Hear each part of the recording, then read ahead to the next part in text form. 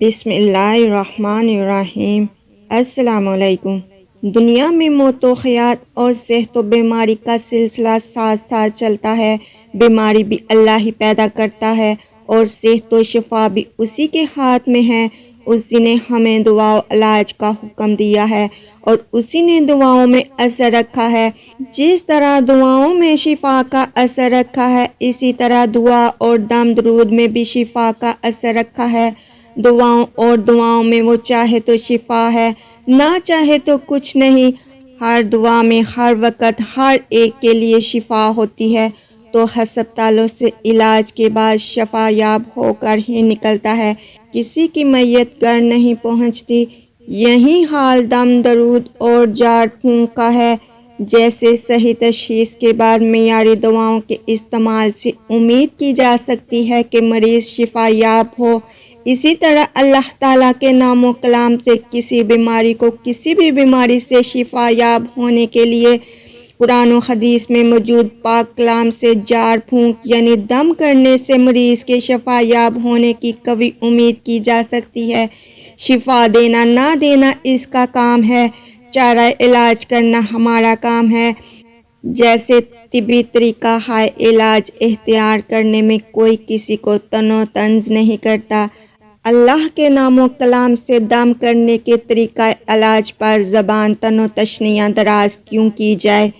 ناظرین گرامی، آج کی اس ویڈیو میں بتایا جائے گا کہ کیا بیمار شخص کو دم کرنا درست عمل ہے اور کیا احادیث میں اس عمل کی اجازت دی گئی ہے، اور ساتھ ہی ساتھ حضرت جبرائیل علیہ السلام کا دم بھی پیش کیا جائے گا، جو حضرت جبرائیل علیہ السلام نے آپ صلی اللہ علیہ وآلہ وسلم پر اس وقت پڑھا جب آپ صلی اللہ علیہ وآلہ وسلم کی طبیعت ناساز تھی اور آپ صلی اللہ علیہ وآلہ وسلم کو نظر بد کا اندیشہ لاحق تھا۔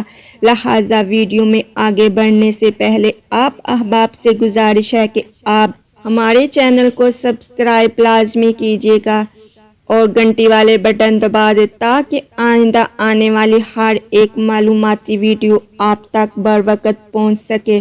جزاک اللہ۔ ناظرین گرامی، اچھے برے کلمات میں اثر کا کون انکار کر سکتا ہے؟ جزاک اللہ خیرون۔ السلام علیکم بھی کلام ہے جس کے سننے والے کہنے والے پر خوشگوار اثرات پڑتے ہیں۔ لعنتی خبیث شیطان بھی کلام ہے جس کے سننے والے پر برے اثرات مرتب ہوتے ہیں۔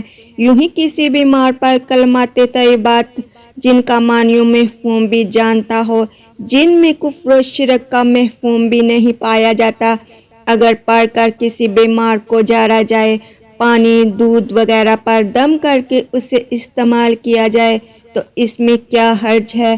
اس میں کون سا کفر و شرک پایا جاتا ہے؟ یہ تو اللہ تعالیٰ، ملائکہ اور انبیاء اولیاء کا طریقہ حق ہے۔ پھر اس کے خلاف محاذ ارایاں اور مخالفت فی سبیل اللہ فتنہ و فساد نہیں تو کیا ہے؟ یہ جہالت و تعصب نہیں تو کیا ہے؟ اسے بدعت و شرک کہا جائے تو ہمیں بتایا جائے کہ پھر توحید و سنت کیا ہے۔ اس مضمون میں اسی کی تشریح توضیح کی گئی ہے، جیسے قرآن کریم اور اللہ تعالیٰ کے اسماء مقدسہ اور اس کی صفات اور اس کی نازل کی گئی کتابوں میں جو کلام پاک ہے اور جو دم جھاڑ حدیث پاک میں مروی ہے۔ اس لیے سرکار دو عالم صلی اللہ علیہ وآلہ وسلم نے اس صحابی سے جنہوں نے قرآن کریم سے جھاڑ پھونک کی تھی اور اس پر اجرت بھی لی تھی، فرمایا وہ لوگ بھی تو ہیں جو باطل جھاڑ پھونک پر اجرت لیتے ہیں، تم نے تو برحق دم کر کے اجرت لی ہے۔ ابو سعید خدری رضی اللہ تعالی عنہ سے روایت ہے کہ نبی کریم صلی اللہ علیہ وآلہ وسلم کے کچھ صحابہ کرام کا قبائل عرب میں سے ایک قبیلہ پر گزر ہوا، انہوں نے ان صحابہ کرام کی مہمان نوازی نہ کی۔ اسی اثناء میں ان لوگوں کے سردار کو سانپ یا بچھو کا ڈنگ لگا۔ بستی والوں نے کہا تمہارے پاس کوئی دعا یا دم کرنے والا ہے؟ صحابہ کرام نے جواب دیا تم نے ہماری مہمان نوازی نہیں کی، کھانا نہیں کھلایا، ہم بھی دم نہیں کریں گے جب تک بکریوں کا پورا ریوڑ ہمیں نہ دے دو۔ اب ان لوگوں نے بکریوں کا ریوڑ ان حضرات کو دے دیا۔ حضرت ابو سعید خدری رضی اللہ تعالی عنہ نے سورہ فاتحہ پڑھ کر دم جار شروع کر دیا۔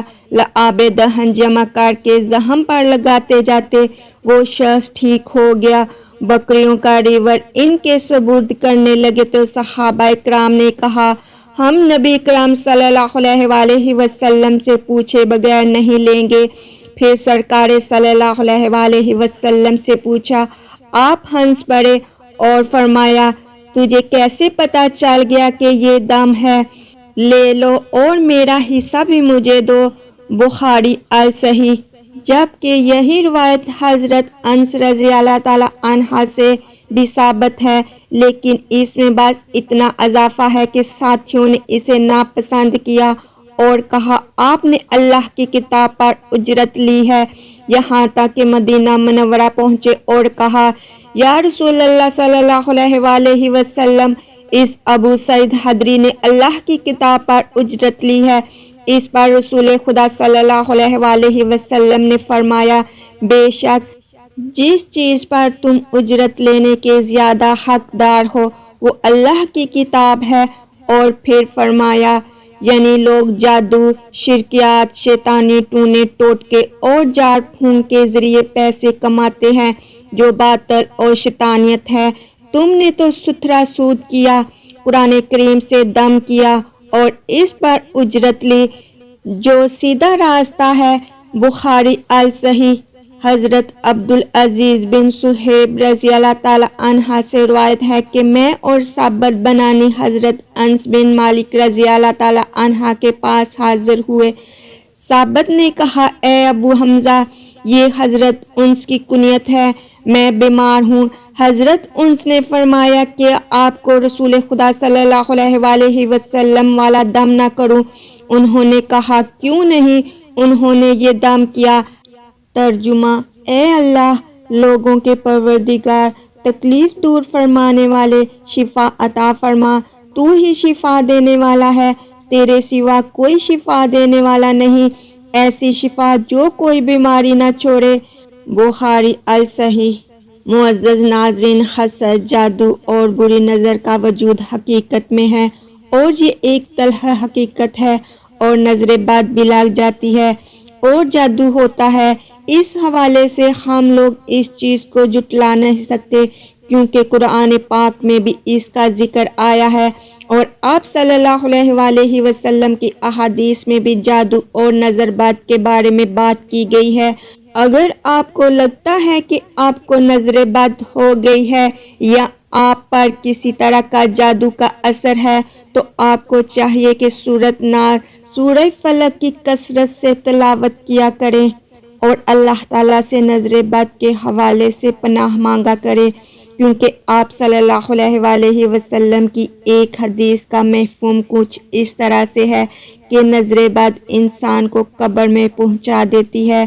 ایک دفعہ کا ذکر ہے کہ حضرت جبرائیل علیہ السلام آپ صلی اللہ علیہ وسلم کے پاس تشریف لے کر آئے، اور آپ صلی اللہ علیہ وسلم کی طبیعت کچھ ناساز تھی، تو انہوں نے آپ صلی اللہ علیہ وسلم کو ایک دعا پڑھ کر دم کیا، جس کے بعد آپ صلی اللہ علیہ وسلم صحت یاب ہو گئے۔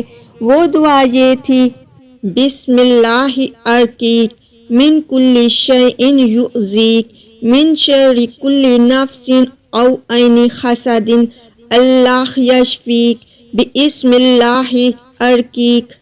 اور اس دعا کا ترجمہ کچھ اس طرح سے ہے کہ میں اللہ کے نام سے آپ کو دم کرتا ہوں، ہر اس چیز سے حفاظت کے لیے جو آپ کو تکلیف دے، ہر نفس، ہر حسد کرنے والی آنکھ کے شر سے، اللہ آپ کو شفا دے۔ میں اللہ کے نام سے آپ کو دم کرتا ہوں۔ اس کے علاوہ حضرت عائشہ رضی اللہ تعالی عنہا سے روایت ہے کہ آپ صلی اللہ علیہ وسلم بیمار ہو جاتے یا آپ صلی اللہ علیہ وسلم کی طبیعت کچھ ناساز ہوتی تو حضرت جبرائیل علیہ السلام آپ صلی اللہ علیہ وسلم کے پاس تشریف لاتے تھے اور ان کو دم کر دیا کرتے تھے، معزز ناظرین کرام، مذکور احادیث سے جہاں بیماری اور نظر بد کے اثرات ختم کرنے کے لیے جہاں دم کی فضیلت اور اہمیت بتائی گئی ہے، وہیں یہ بھی ثابت ہوا ہے کہ کلام اللہ کی مدد سے جہاں دنیاوی معاملات خصوصاً صحت و تندرستی کے حصول کے لیے استعمال کرنا جائز و مسنون ہے، وہیں اگر کوئی شخص اپنی تنگ دستی کو دور کرنے کے لیے اللہ پاک کے کلام کو پڑھنے اور دم کرنے پر اجرت وصول کرتا ہے تو وہ دین اور شریعت کے خلاف ہرگز نہیں، لیکن ساتھ ہی ساتھ اس بات کا دھیان رکھنا بھی بہت ضروری ہے کہ دم کرنے والا شخص جو کلام پڑھ کر دم کر رہا ہے وہ قرآن و حدیث سے ثابت شدہ ہونا چاہیے، اس میں کسی قسم کے شرکیہ کلمات نہیں ہونے چاہیے۔ ناظرین، میری آج کی یہ معلوماتی ویڈیو آپ کو اگر پسند آئے تو براہ کرم اسے لائک اور شیئر کر دیجیے۔ اللہ تعالیٰ آپ سب کا حامی و ناصر ہو، آمین۔